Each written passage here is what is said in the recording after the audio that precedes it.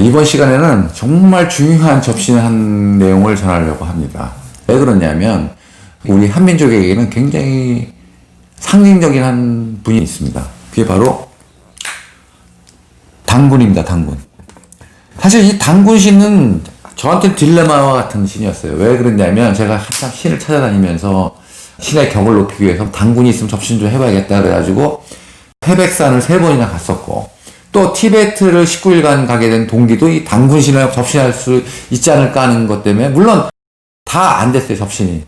그래서 저는 단군은 아예 정말 신화적 존재인가 보다, 아니면 또 제가 능력이 부족해서 단군은 접신 못하지 않았을까, 뭐 이런 생각을 많이 했었습니다.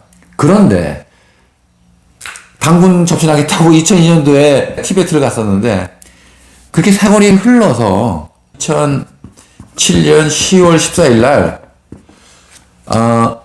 예기치 않게 갑자기 신이 접신이 됐어요. 한 신이.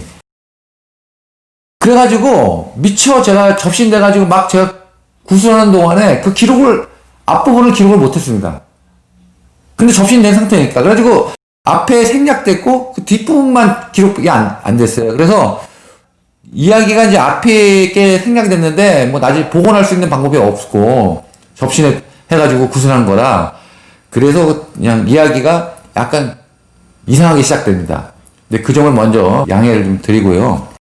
앞에 뭐라고 얘기를 했는지 모르죠. 앞에 부분이 생략이 돼가지고. 그 이후부터의 얘기입니다.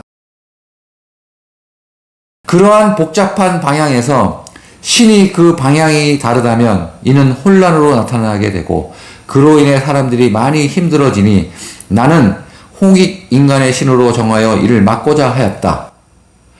정작 나는 무당의 집안에 태어나 신의 말을 들었음에도 당시 나는 이를 확신하지 않았고, 단지 사람 사는 세상에 그 신이 여러 가지 모습으로 나타남으로 인하여 그간의 사람들이 시기와 갈등과 원한과 핍박이 멈춰지지 않으므로 신에게 이를 물으니 모든 신은 간도라 하여 나는 이를 신의 목적이 같다고 받아들여 이를 홍익 인간의 의미로 말했을 뿐이다.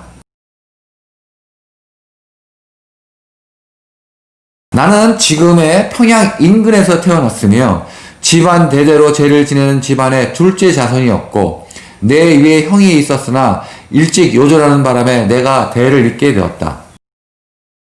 그 형제의 죽음을 통하여 사람이 왜 죽어야 하는지 의문하였고, 신의 말을 듣게 됨으로 인하여 이에 대한 답을 받고자 기대하였지만 그것까지 답을 받을 수 없었다. 그런데도 사람들은 그간의 만연한 신을 통합하고 이로써 평화를 구현하려 하였던 것에 나의 존재를 신격화하기에 이르니 실제 나는 사람이 되었으나 내가 죽어 신화가 되었다. 자, 그 다음에 다시 또 이제 이어집니다, 이야기가. 내가 살던 동네의 이름은 발기이며 그 주변에 산이 있었는데 항시 빛이 많이 들어온다 하여 그 산의 이름이 발기매라고 불렸다. 나는 부인을 6 두었는데 각 부족의 딸이나 양녀였으며 자손은 양자를 포함하여 20명이 되었으나 후대에 이르러 자손이 끊어지면서 결국 망하게 되었다. 당시 양자를 드리는 이유는 전쟁이나 기근으로 부모 없는 아이들이 많았기 때문이다. 당시 5부족이 있었으며 그중 3부족은 강한 부족이었고 2부족은 약한 부족이었다. 나는 약한 부족에 태어났으며 이웃과 연합하여 모두 통합할 수 있었다. 먼저 신을 통합하지 않고서는 부족을 통합할 수 없다고 생각하여 사람에게 이로움을 주지 않는 신은 해를 준다고 하여 신을 널리 사람들을 이롭게 하는 존재로서 하나의 신으로 통합하였다. 후대에 이르러 이를 홍익 인간이라 하게 된다. 나는 신분 차별이 없는 세상을 만들려고 하였으나 그렇게 하지 못했다. 이는 내가 주창하는 내용과 맞지 않아서 곤욕스러운 삶을 살게 되었다.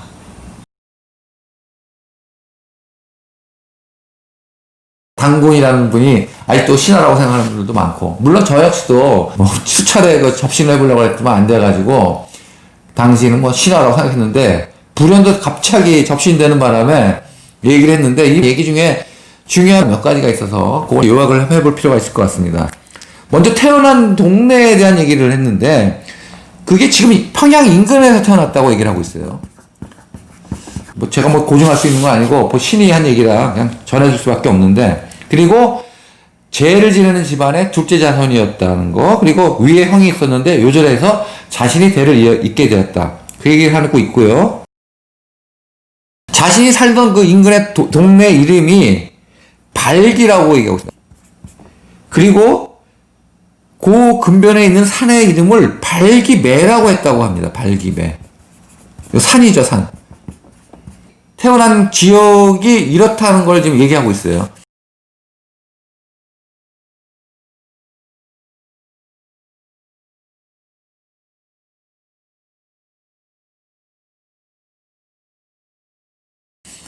이것이 뭐 고증될 수 있는지 없는지는 알 수 없습니다. 하여튼 본인이 한 얘기입니다, 이게.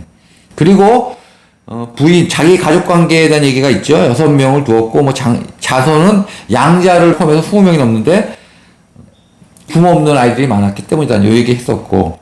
그런데 당시 5개 부족이 있었는데, 부족 국가의 개념이겠죠. 뭐 시족이든 뭐든. 근데 이 부족을 통합하는 데 있어서 뭐라고 얘기하고 있느냐면, 각자의 부족이 숭상하는 신이 다 달랐다는 거죠. 신들이.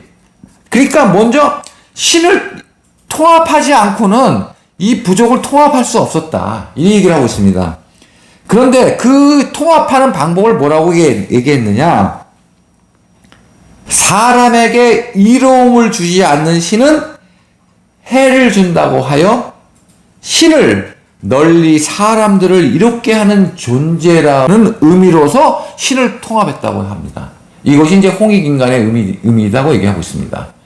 즉, 신이 사람들을 해롭게 하는 존재가 아니라 사람들을 다 이롭게 하는 존재다, 그것을 내세워서 이 신을 통합해가지고 통합했다, 이 얘기를 하고 있습니다. 이 얘기를 하면서 맨 마지막에 반성의 말이 있죠. 신분차별에 대한 얘기를 하고 있습니다. 신분차별이 없는 세상을 하려고 했지만 역시 부족국가라든가 이런 개념을 하게 되면 어떻게 됩니까? 반드시 상하 질서를 하다 보니까 자기가 말하고 있는 어떤 홍익인간의 이념과 상반되는 것 때문에 곤혹스러운 삶을 살았다, 이렇게 얘기하고 있습니다.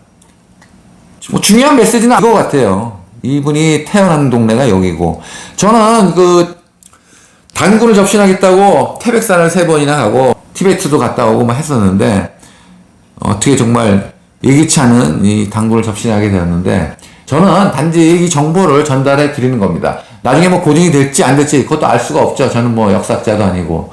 접신은 이렇게 신을 접신해서 그 신이 가지고 있는 정보를 주는 것을 우리가 어떻게 쓰느냐에 달려있는 겁니다. 정보를 활용하는 거기 때문에 이 정보를 어떻게 쓰느냐 안 쓰느냐는 선택이겠죠. 사람이 선택하는 거니까요.